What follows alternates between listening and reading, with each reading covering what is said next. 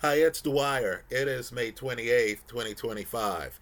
GamblersAdvisory.com, a free site. BettingAngle.us, a free site. Let's talk about the NBA, but first remember, the opinion you should follow should be your own. Just consider this video to be a second opinion from a complete stranger online. Now, folks, let's roll back the clock because this is a theme and I need for people to see the parallel. Right? October the 12th, 1989. The Dallas Cowboys trade 27-year-old Herschel Walker to the Minnesota Vikings. They got back so many picks that some of those picks were traded or used to get Emmitt Smith, Russell Maryland, Darren Woodson, Kevin Smith, right? All of those guys made the Pro Bowl. Mixing some of what they received with other assets, they were able to trade to get Alvin Harper and Eric Williams. Folks, the Cowboys would go on to dominate the first half of the 1990s in the National Football League. Understand how bad the Cowboys were. They were able to get Troy Aikman in the draft. They were that bad, right? They had a legend, Tom Landry, right? They also had another legend, Gil Brandt. In comes Jimmy Johnson. As good as Johnson was as a coach, and folks, he was brilliant. Understand, Johnson was at least that good as a talent evaluator. If you don't understand the linkage between the Herschel Walker trade and the Cowboy talent advantage in the early 1990s, then you just don't understand the Dallas Cowboys. Right? At one point, they had Steve Walsh in competing against Troy Aikman to figure out who would be the quarterback of that team.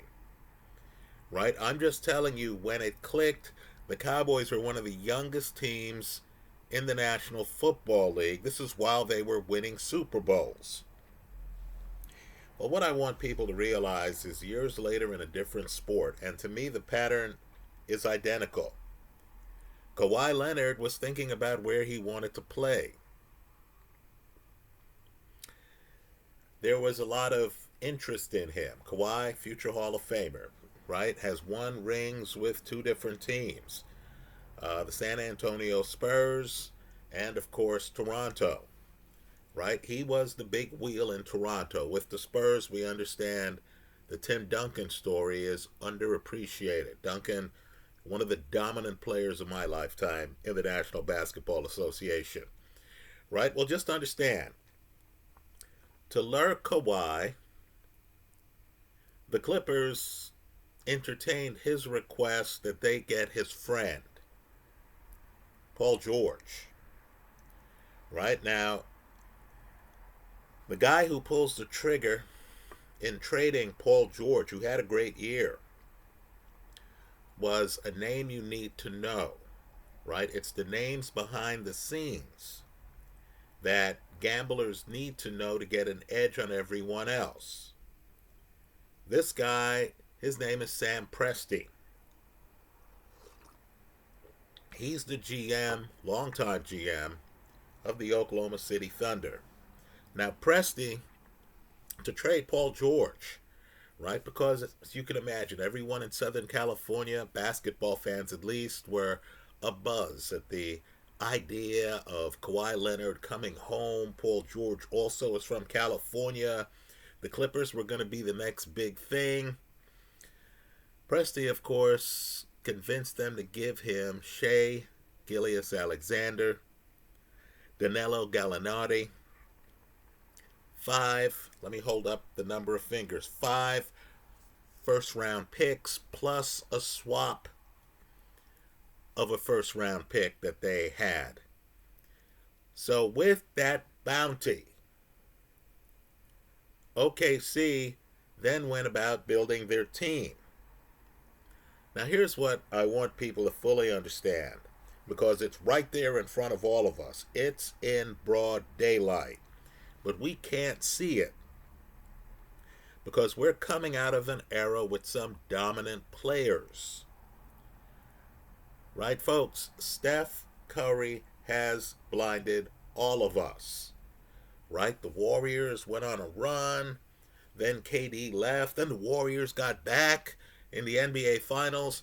The Boston Celtics, the Tatum Boston Celtics have blinded us. Right? They, get into an NBA Finals. They're up 2-1 against who, of course? Steph Curry and the Warriors. Warriors come back, win that. Celtics come back 2 years later. They're in an NBA Finals. They win. They're dominant. Same cast of characters. Right? Then, of course, this year they're second in the Eastern Conference. Things happen. Porzingis, his health was dodgy. Tatum, granted it was near the end, but Tatum snaps an Achilles. The fatigue that the backcourt, this is how dominant the Celtics have been. Their backcourt was in the Olympic Games. The fatigue from last summer finally hit the team flush in, May. The Celtics fell off. So what we're ignoring, and of course the Celtics were not the 1 seed in the Eastern Conference. Let's remember the Cleveland Cavaliers, another team that spent too much capital in the regular season, were a little bit banged up for the postseason, and ended up losing. Right? So while we were blinded by those teams, right, and other side stories, Luka in the NBA Finals last year. Then, of course, inexplicably, and I'm sorry, from this seat, it's still inexplicable, gets traded to the Lakers. Right? Luka, LeBron together will overlook the fact that LeBron had a negative plus minus for the season on a team that ends up winning 50 games. Right? But all of that blinded us from what's right in front of us. A 68-win team. Folks, that's a hell of a lot of wins. There's something else blinding us. And he's a damn good player. SGA had us looking at him on a scoring championship season. Right? So we're looking at him. He's a great scorer. We look at the highlights. We see him making moves, somehow getting open jumpers. This is the modern athlete who has not ignored his mid-range jumper game. Right? You see all these guys who are 3 or nothing. Here's a guy who actually can weave his way into traffic and pull up and shoot that jumper. At times, he reminds me personally of Alex English. Great player. Another guy who could shoot that mid-range jumper in a snowstorm. Right? We've forgotten about guys like that. But here's the problem looking at Shea, and it's a big problem. It actually takes your eye off of the real strength of the team. Folks, that's how deep the team is. I'm telling you that the reigning MVP is not the strongest part of that team. Right, folks? Sam Presti has built a juggernaut.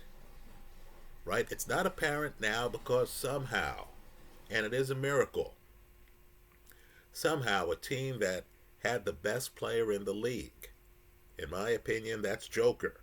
I make no apologies for that opinion. I believe Joker should have won 5 MVPs in a row. Right? In a league where Wilt only won 4 total. Well, understand, somehow the Denver Nuggets with, Aaron Gordon from Midi High School in my neighborhood, by the way, Aaron Gordon with a bad calf with a bad leg. And of course, Michael Porter with a bad shoulder. Somehow, Joker and Jamal Murray pushed OKC to 7 games. Right, folks? That was an accomplishment, because I'm just telling you, OKC is a juggernaut. So let's look under the hood, because understand, this isn't coincidence. This is Sam Presti looking at attributes and picking a certain type of player.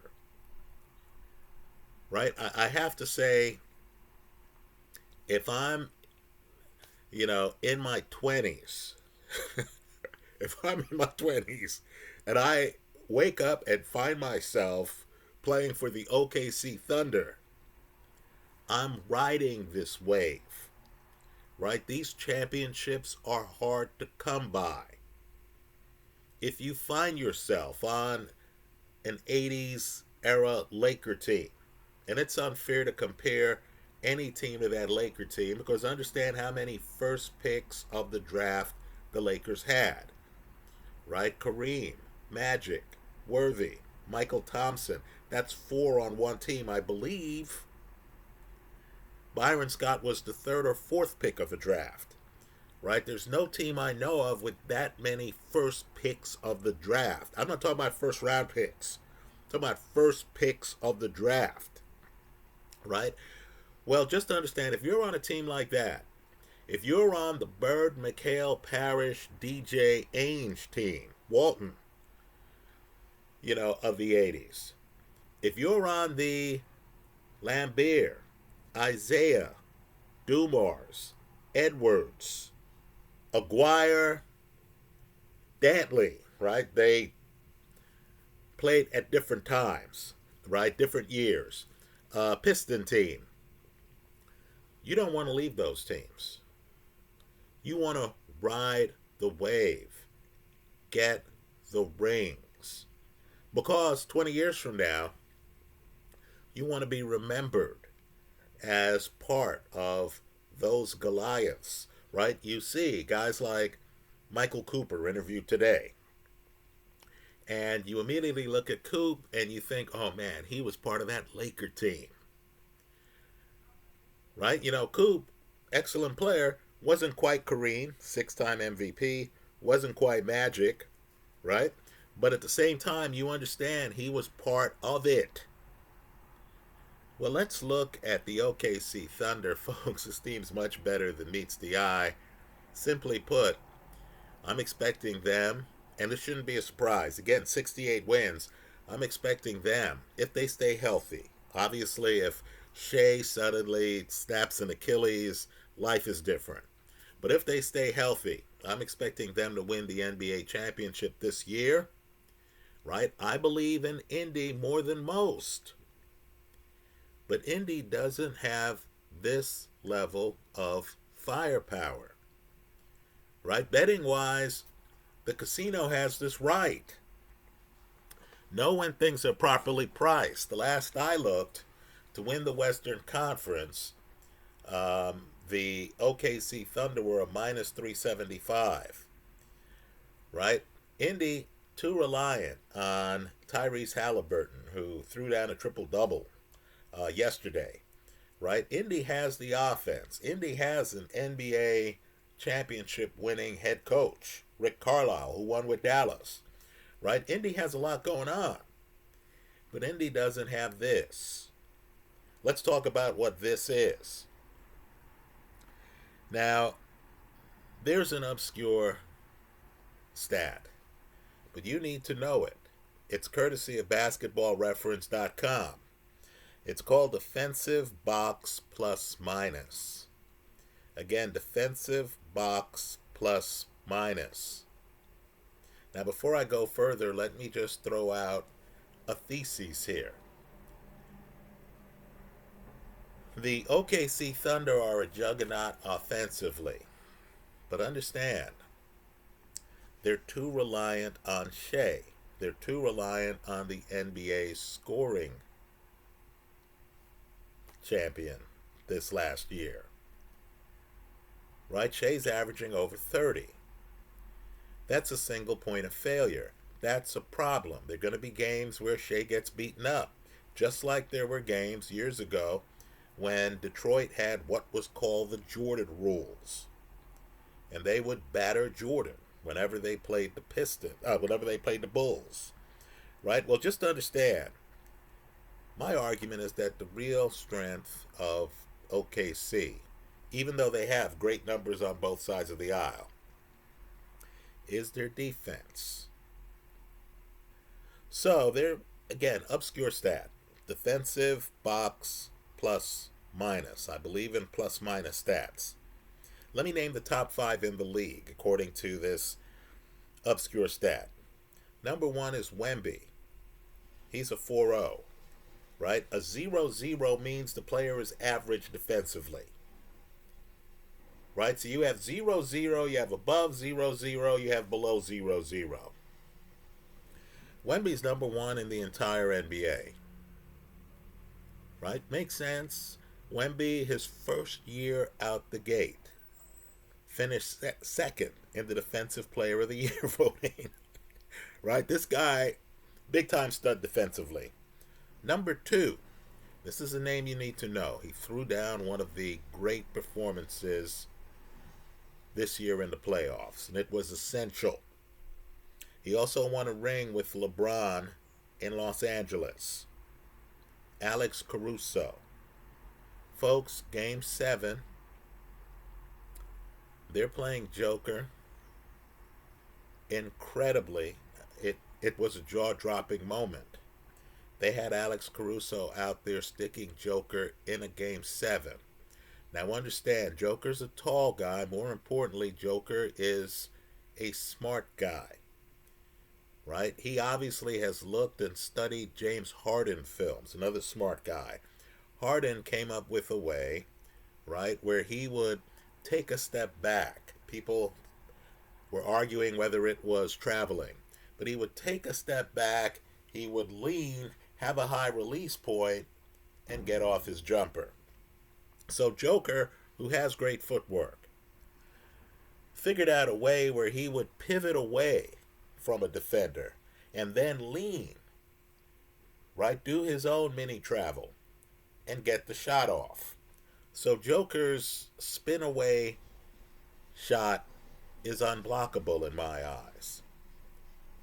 Right? I'm sure a prime Kareem, when he was blocking a lot of shots, and, Kareem, of course, 7'2", or a Wilt, might be able to track Joker and perhaps bother the shot. But you and I know big men in this NBA are an endangered species. Right? The league just doesn't have a lot of people who can, stay close enough to Joker to block the shot without fouling him. So understand the brilliance of Caruso, just like defensive boxers. Defensive basketball players think differently than everyone else. So Caruso decides he's going to deny Joker the ball, right? Because Caruso, a guard, isn't going to block Joker's shot. So Caruso at times looks like Deion Sanders, right? It's like a DB. He's in front of Joker. He won't let, the guy passing Joker the ball get a clear pass at him. Then, of course, Caruso and others. That's the key here. OKC has a defensive mindset. They wouldn't let Joker dribble the basketball. In other words, Joker gets the ball. He has the ball here. They would swipe at it to knock it out of his hands. Right? Joker wasn't able to put up 30 in Game 7. Alex Caruso slowed him down that much. Right? Caruso is one of the very best in the league defensively. He symbolizes the OKC Thunder. Because you see them and you're dazzled by Shea. Just understand, in the entire league, If you're going by defensive box plus minus for players who played at least 25 games this last year, while Wemby is number one in the entire league, Alex Caruso, a name you need to know, a difference maker, a guy who literally can stick the best player in the league in a game 7 and contain him. He's number 2. Number 3, believe it or not, is his teammate, the rim protector on the team, Chet Holmgren. Right? Number 4 is the guy who won Defensive Player of the Year when Wemby finished second, Rudy Gobert, who's won something like 4 Defensive Player of the Years. And of course, number 5 is 2-time MVP, Giannis. Right? Well, I want people to realize how deep the defense is for the OKC Thunder. Right? Caruso, 3.9 DBPM, defensive box plus minus. And again, I'm going to give recognition to Basketball Reference. They're the ones who came up with the stat. Caruso averages 1.6 steals a game. Chet Holmgren, 2.2 blocks a game, 1.3 steals a game. Again, DBPM, it's 0 if you're average. Chet Holmgren's 3.5. He's 3rd in the entire league. Lou Dort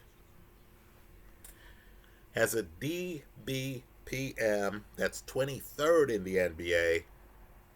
He averages 1.2 steals a game. Right? CASON WALLCE.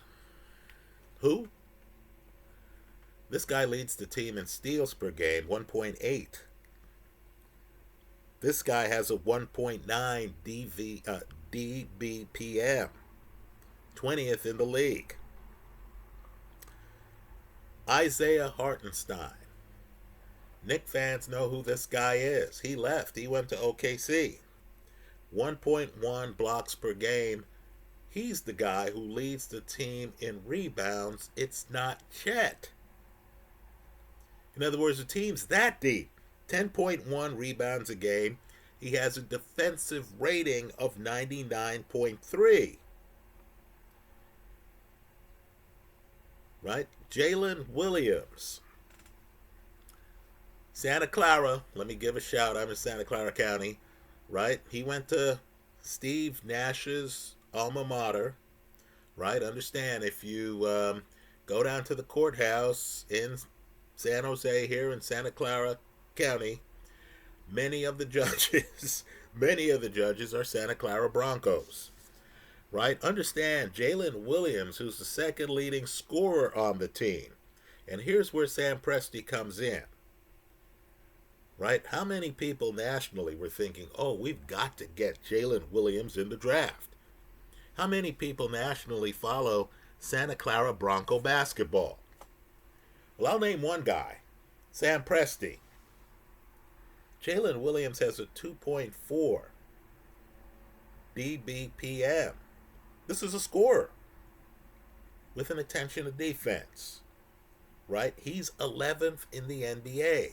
Now, how could one team have a guy who's 2nd, another guy who's 3rd, another guy who's 20th, another guy who's 23rd, another guy who is 11th in the league? It's because you can tell Sam Presti prioritized defense in the draft. Right? After getting all the picks that he got from the Clippers. Jalen Williams, if you don't know, 1.6 steals a game. Right? Aaron Wiggins, a 101.5 defensive rating.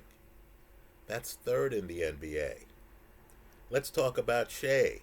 Understand, Shea has a second side. He's a scoring leader. He has a 2.5 DBPM. That's ninth in the NBA. Shea, for all the scoring, averaged 1.7 steals per game. Believe it or not, Shea, the scoring champion,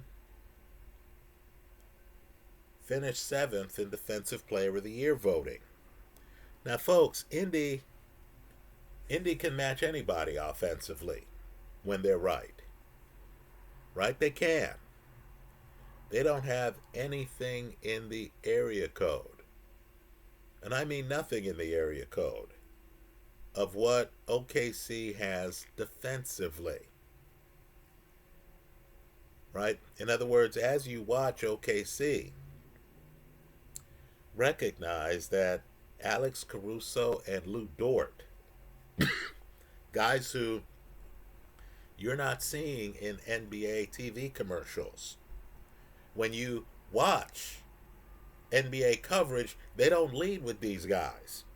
Folks, these guys give OKC a competitive advantage. Right? So I'm not expecting the NBA Finals, which I expect to be, given how things have worked out, right? Both teams are up 3-1, which I'm expecting to be OKC with the home court against Indy.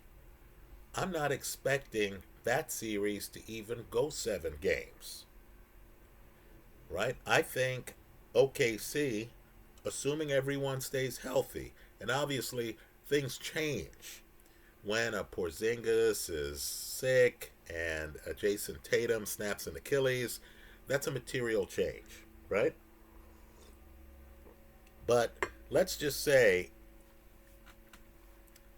Cleveland would have given OKC a tougher match. A healthy Boston would have given OKC a tougher match. In my eyes, as good as the Pacers have been playing, it's still a mismatch. Let me say, too, you want these special teams. And, folks, I'm just telling you, this team looks to me like it's going to get back to another NBA Finals soon. In other words, you're thinking futures, this is the team to grab for next year, right? And I don't think this is some kind of recent bias. I'm just saying, look, if they keep the band together, if they keep all these guys with this level of defense on the same team, right, it's a foregone conclusion, given the fact that the Lakers, 3rd seed, again, LeBron, 40, negative plus minus on the year, not a game, right?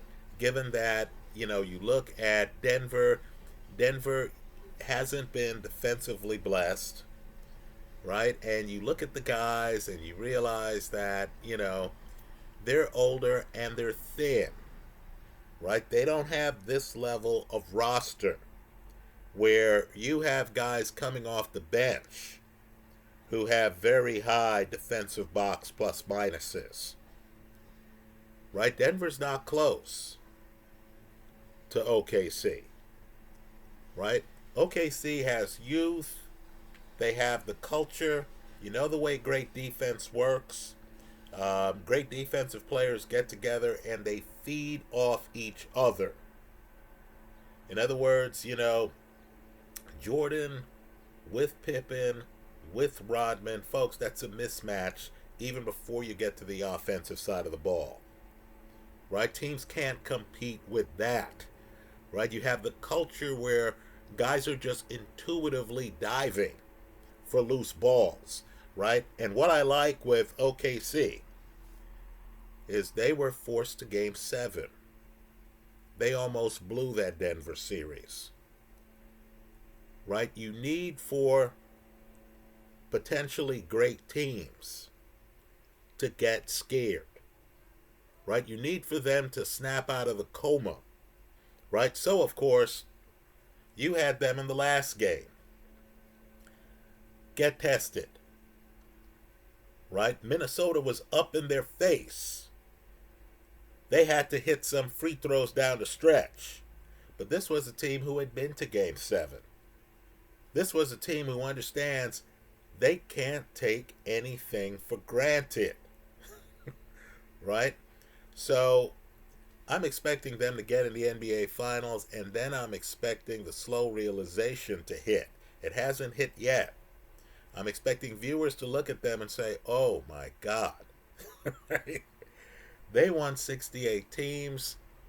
This Caruso guy is like a wet blanket defensively. Right? I'm expecting them to target the heart and soul of Indy. Let's stop kidding ourselves. I don't care what poll said this guy's overrated. No. Tyrese Halliburton is the heart and soul of the Pacers. The heart and soul. They're going to target him. And the problem with the Pacers is if you take him out, you're going to take out that team. Because that team doesn't have this defense. Right? Understand how great defense plays out. Other guys can come out and can pay attention to defense for a quarter, maybe a half. But they don't have the mindset to do it for 4 quarters. Right? This team, bunch of young guys who have just built the culture. They'll be able to do it for 4 quarters. Right? Defensively, this team is going to stomp Indy out. Right? So I'm expecting this to be a coronation. I think the OKC Thunder win the NBA championship. For things to go south on them, either key players are going to have to leave. I've seen that before. Right? The Lakers had Shaq and Kobe, and of course they couldn't get along. It was like 2 Hall of Famers, 3-peat, couldn't get along. Right? That team faded. Right? You understood the minute Detroit beat them, they were not going to put the band back together. Right? If this team is smart enough, and it looks to me, given all these commercials where I'm seeing JALEN, Chet, and SGA together, right? I get the feeling these young guys understand what they have. If they do, right, I believe they win the Western Conference next year, right? I don't think this is the complacent team. Let me point out, too, that repeating is very difficult. You saw that with Boston, right? Where they get to the NBA Finals, then the next year, they don't get to the Finals. They don't even, they don't win the Eastern Conference, right? You saw it in football. Philly gets to the Super Bowl, had a double-digit lead on KC. Then, of course, they licked their wounds after losing that Super Bowl. Didn't get back to the Super Bowl until last year, right? There's always that off year. And, of course, it's hard for teams to repeat, right? You win the championship, it's all good, you're so busy partying that by the time you stop partying and it's the playoffs, you can't get the car in 4th or 5th gear, right? This team strikes me as different. Right? This team strikes me as young guys who are looking around and they're realizing what they have. Also, you have the old experienced GM, the guy who's been there. This isn't one of these new guys. I don't know what's going to happen, for example, in Denver, right? They just changed the GM and you don't know what's going to happen on teams like that. Sam Presti's always going to focus on defense, isn't he? Right? These young guys are fools. If they win an NBA championship and then think that getting an extra $500,000 a year from some other team that might have a considerably different culture is what they want to do, right? If you wake up and you find yourself on this level of squad, with this level of defensive culture, you've got to ride it out. right? The best thing that happened to Michael Jordan is that when he came back after 3 rings and after trying baseball and after his father died, in other words, heavy things were going on with Jordan. Scottie Pippen's still there, right? The guys get back to being defensive suffocators, right? Then, of course, they pick up Dennis Rodman. Say what you want about Dennis Rodman. He brought a certain level of intensity. And in really Jordan's best moment, right? I mean, let's just say Jordan was an interesting guy because I don't think a lot of people, I think fans love Jordan, but I don't think a lot of teammates love Jordan. But Jordan had a gear on him where, Dennis Rodman's taking off his jersey, he throws it into the crowd. Jordan didn't care, right? And understand, Jordan's a high wire act, right? Jordan, women in different cities, late night gambling in general. Look, I run gamblersadvisory.com. I'm not faulting the guy for gambling, right? I'm not condemning the lifestyle, but it's a play hard, work hard lifestyle, right? That's hard to do when you're in a tough press town like Chicago, right? That's Mike Royko's town. Was, right? R.I.P. Well, let's just say Jordan was the kind of guy who Dennis goes AWOL, goes to Vegas, and Jordan, doesn't have negative things to say about Dennis to the press. Jordan himself goes to Vegas, gets his teammate back, brings him back to the team. Fortunately for the two of them, too, they had the Zen Master as head coach, right? You didn't have one of these head coaches who was going to punish Dennis Rodman for needing time off during the season, right? I think they have that vibe right now in OKC, right? Where I think Shea is the kind of guy who knows he's good. Let's face it, he went to Kentucky, right? The big winner, by the way, of that Denver OKC series was Kentucky, since Jamal Murray was a Kentucky guy, right? And both of these guys, neither of them was born in the United States. In other words, Kentucky recruits that hard. Well, put it this way, Shea's always been special. Went to Kentucky, is only there long enough to get a cup of coffee, is in the league, gets traded for Paul George and a lot of picks. Now here he is. He's thought about this moment a long time. And he's the superstar who's smart enough to bring his teammates in with him to ads.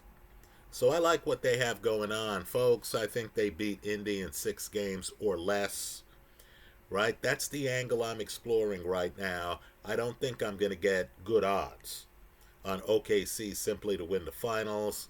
I think it's going to be apparent when you see them on the court together how they can suffocate a team. Rudy Gobert is having problems.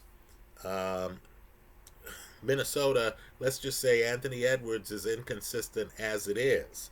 They've completely taken him out of his game, right? John Randall's interesting. Let me just say this as a Knick fan. It's clear John Randall was not able to play his game with the Knicks, right? Because with the Knicks, he was always low post and stuff like that. With Minnesota, he's able to roam the court and shoot outside threes. But what they've done, the OKC Thunder, is they have moved him out of the low post, right? So let's just say Minnesota is all out of sorts right now. OKC is just playing its game. Minnesota can't get into theirs, right? So I think OKC wins the West. Then I think OKC shows you the defense against the Indiana Pacers, who don't really quite have that level of defense. All you have to do is look at yesterday's box score. Look at all the points the Knicks were able to put up. By the way, the Knicks don't have that level of defense either, right? This level of defense is rare. Just look at the defensive box plus minus numbers of the OKC Thunder players. I expect OKC to be cutting down the nets at the end of the playoffs. I think they are your NBA champions. I believe they do it inside of 7. I'm expecting them to beat Indy in 6 or less. That pick, we'll see how they structure the bets and props and stuff like that. But just understand, Indy's hot right now because Indy beat Cleveland, right? And Cleveland's tough out. Indy beat Cleveland. Indy, of course, is handling the Knicks. They're handling higher ranked teams.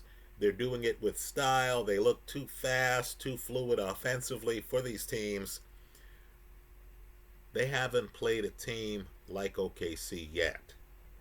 So I think many members of the public are being seduced. You should have gotten great odds on Indy. I believe I made a bet. I made a statement earlier that Indy was a live dog in an earlier video against the Knicks. And at the time, you got great odds on Indy, right? I wouldn't invest more in Indy right here. Looks like they're going to take out the Knicks. You already have a hedge involving Indy for the finals. But I think it's that time of year where the best team takes over. And I believe the best team are the OKC Thunder because I believe they have a sizable defensive edge on everyone else. Those are my thoughts. Let me hear yours in the comment section of this YouTube video. Thanks for stopping by.